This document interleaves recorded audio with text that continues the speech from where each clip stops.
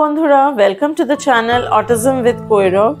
আর এই ভিডিওতে আমরা ডিসকাস করব এডিএইচডির বিভিন্ন ট্রিটমেন্টের ব্যাপারে। তো আমরা বলেছিলাম আগের ভিডিওতে যে আমি এরপরে আরেকটি ভিডিও নিয়ে আসবো যেখানে ডিটেলে আমরা আলোচনা করব যে এডিএইচডি কীভাবে ট্রিটমেন্ট করা যায়।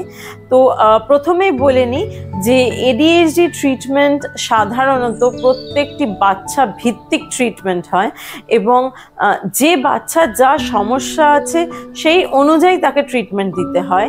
একটি বাচ্চার জন্য যদি একটা প্ল্যান করা হয়, আরেকটি বাচ্চার জন্য সেই প্ল্যানটাই যে কার্যকর হবে তা নাও হতে পারে, তার জন্য আলাদা প্ল্যান আবার বানাতে হবে।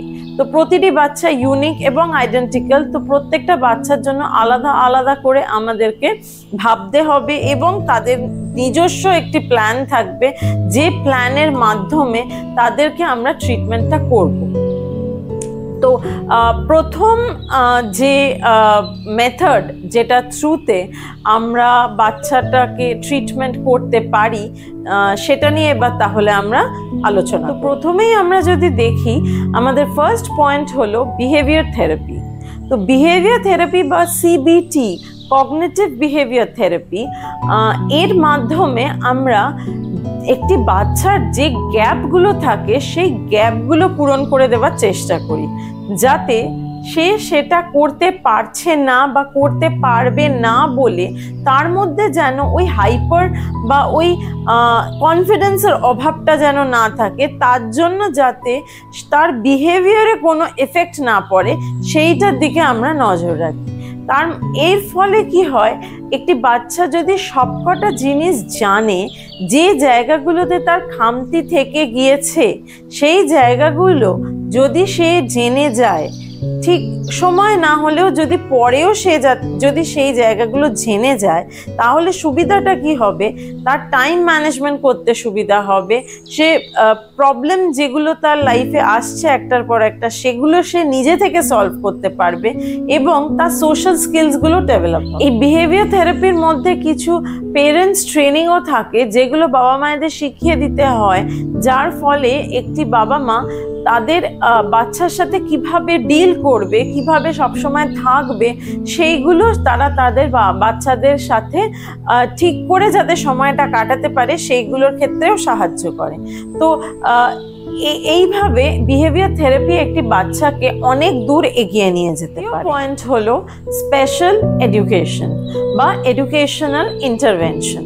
তো এডুকেশনাল ইন্টারভেনশনের মাধ্যমে আমরা সাধারণত কি করি, আমরা একটি আইইপি ডেভেলপ করার চেষ্টা করি।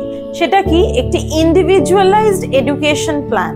সেই ইন্ডিভিজুয়ালাইজড এডুকেশন প্ল্যানের মাধ্যমে আমরা কি করি, প্রত্যেকটি বাচ্চার জন্য একটি আলাদা আলাদা প্ল্যান তৈরি করা হয়। সেই প্ল্যানটার মধ্যে কি থাকে, একটি বাচ্চাকে আমি কি কি শেখাবো এবং কিভাবে শেখাবো, কার পর কি শেখাবো একটি বাচ্চাকে, যাতে সে সেই জিনিসগুলোকে শিখে নিতে পারে এবং যাতে কোনো খামতি বা কোনো গ্যাপ না থেকে যায় সেই বাচ্চার শেখার মধ্যে, সেটাও আমাদেরকে লক্ষ্য রাখতে হবে। একটি বাচ্চার আইইপি এবং অন্য একটি বাচ্চার আইইপির মধ্যে কিন্তু অনেক অনেক পার্থক্য থাকে, কারণ প্রত্যেকটি বাচ্চা আলাদা এবং প্রত্যেকটি বাচ্চার সমস্যাগুলি আলাদা। তো একটি বাচ্চাকে যখন আমরা স্পেশাল এডুকেটরের কাছে নিয়ে যাই, তখন আমরা দেখব যে সেই বাচ্চাটি কি কি সমস্যা আছে এবং সেই বাচ্চাটিকে কি কি অতিরিক্ত শেখাতে হবে যাতে সে এডুকেশনটা ঠিকঠাক করে নিতে পারে।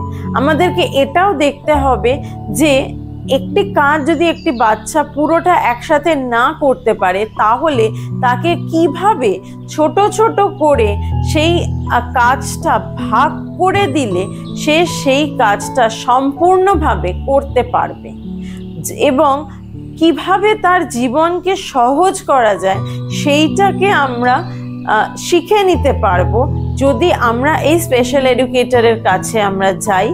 তাদের কাছে অনেক রকম পদ্ধতি থাকে যার মাধ্যমে এডুকেশনকে একটি বাচ্চার কাছে অনেক সহজভাবে আমরা পৌঁছে দিতে পারি। এরপর আমরা শুরু করি আলোচনা অকুপেশনাল থেরাপির ওপর।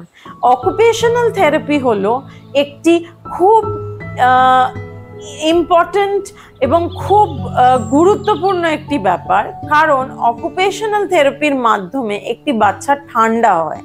একটি ADHD বাচ্চাকে ঠান্ডা একমাত্র অকুপেশনাল থেরাপিস্টই করতে পারে। এবং মনে রাখবেন, অকুপেশনাল থেরাপি কিন্তু একটি সপ্তাহে একটিবার দিলে একটি বাচ্চাকে হয় না। আপনি থেরাপিস্টের কাছে হয়তো একদিন গেলেন, কিন্তু বাড়িতে এসে সে যে কাজগুলো দিচ্ছে আপনার বাচ্চাকে সেই সপ্তাহের জন্য করাতে বা নেক্সট 15 ডেজের জন্য করাতে, সেটি বাড়িতে এসে করুন এবং দেখবেন আপনার বাচ্চার মধ্যে অনেক পার্থক্য আপনি দেখতে পাবেন। একটি বাচ্চা অনেক ঠান্ডা হতে পারে যদি তার অকুপেশনাল থেরাপিস্ট খুব অভিজ্ঞ হয় এবং তার অকুপেশনাল থেরাপিস্ট তাকে ঠিকঠাক করে বুঝে তার সমস্যাগুলো সমাধানের রাস্তা বের করে দেয়।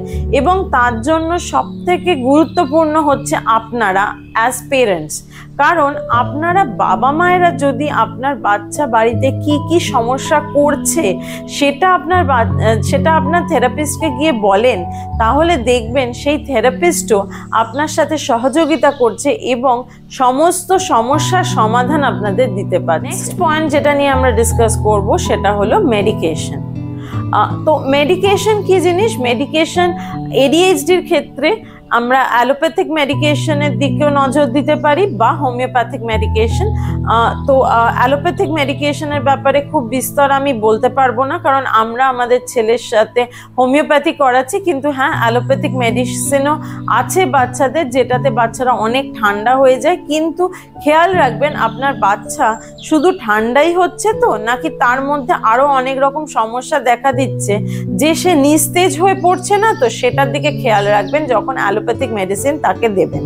কিন্তু যদি আপনারা ক্লাসিক্যাল হোমিওপ্যাথি দেন, এটুকুনি আমি বলতে পারি, আমরা কৈরবকে ক্লাসিক্যাল হোমিওপ্যাথি যেহেতু খাওয়াই, সেই জন্য ক্লাসিক্যাল হোমিওপ্যাথি কিন্তু একটি বাচ্চাকে অলরাউন্ড ডেভেলপমেন্ট করাচ্ছে। তার হাইপার অ্যাক্টিভিটিও যেরকম কমছে, সেই রকম তার অন্যদিকে চারিদিক থেকে তার একটা উন্নতিও আমরা দেখতে পাচ্ছি ক্লাসিক্যাল হোমিওপ্যাথির মাধ্যমে। তো ক্লাসিক্যাল হোমিওপ্যাথি নিয়ে বিস্তারিত যদি জানতে চান, আমাদের চ্যানেলে একটি ভিডিও আমরা আপলোড করেছি, আরও পরবর্তীতে অনেক ভিডিও আমরা তৈরি করব এর ওপর। তো সেই ভিডিওগুলো আপনারা দেখতে পারেন, যেটি অলরেডি আছে আমাদের চ্যানেলে, সেটার লিংক আমি এই ভিডিওতে দিয়ে দেব।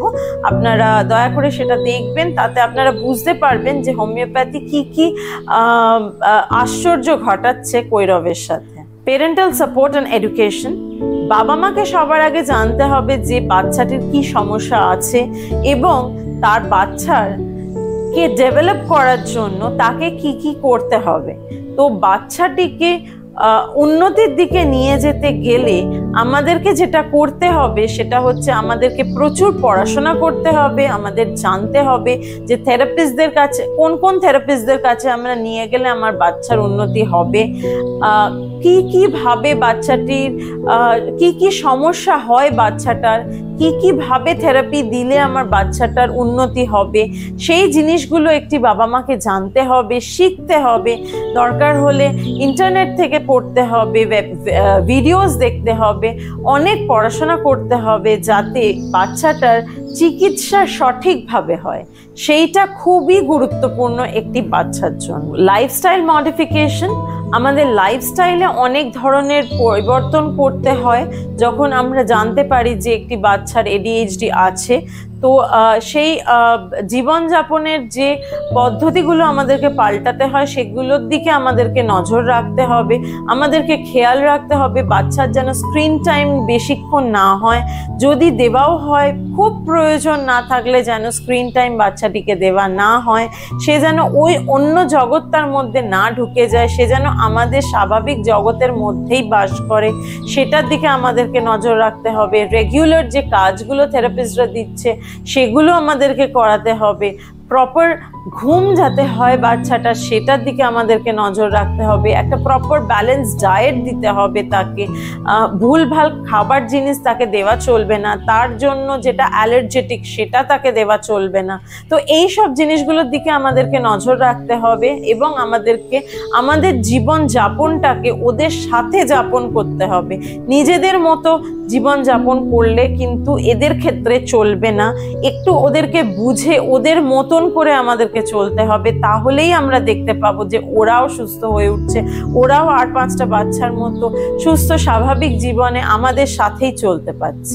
মাল্টি মডেল থেরাপি বা মাল্টি মডেল ট্রিটমেন্ট অ্যাপ্রোচ, সেটা হচ্ছে যে আমি এখনো পর্যন্ত যে কটা জিনিস নিয়ে আপনাদের সাথে আলোচনা করলাম সবকটি সম্মিলিতভাবে একটি অ্যাপ্রোচ করেও আমরা চলতে পারি, যেটা আমরা কৈরবের ক্ষেত্রে করছি। তো আমরা তো অনেক বেনিফিটস পেয়েছি তার মাধ্যমে, যে আমরা বিহেভিয়ার থেরাপিও করাচ্ছি, অকুপেশনাল থেরাপিতেও নিয়ে যাচ্ছি, প্যারেন্টাল কাউন্সেলিংও করেছি আমরা সাইকোলজিস্টদের কাছে, অ্যাজ ওয়েল আমরা ওটি তো করাচ্ছি, প্লাস আমরা হোমিওপ্যাথিক মেডিসিনও দিচ্ছি কৈরবকে। সো আমরা সবকটা জিনিস করিয়ে আমাদের ছেলের মধ্যে অনেক রকম উন্নতি দেখতে পেয়েছি। আশা করছি আপনারাও যদি এই মাল্টি মডেল অ্যাপ্রোচ নেন সেক্ষেত্রে আপনারাও হয়তো দেখবেন যে অনেক রকম উন্নতি পাবেন আপনারা আপনাদের সন্তানের মধ্যে, এবং দেখবেন যে তাদের ADHD অনেক মাত্রাতেই কমে এসছে। হ্যাঁ, একদম শান্ত বাচ্চা বলছি না, কৈরব হয়ে গেছে, ওর মধ্যে